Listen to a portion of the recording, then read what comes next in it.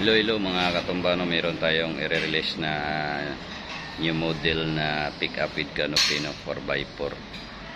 Yan mga katumbano, meron na siyang bull guard, no? So meron ng customer, so naka-down na. I-release natin mamaya kasi na-prepare na to ng mekaniko natin. So ayan, no? Meron na din siyang step board sa likuran. At saka merong keep distance. Ayan. Ready for release na mga katumba.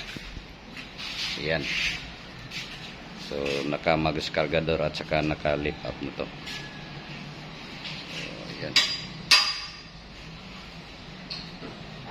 So hanggang dyan na lang mga katumba. Yung down payment pala natin ito is 25,000. Ang estimated na monthly 11,000 to 12,000 mga katumba.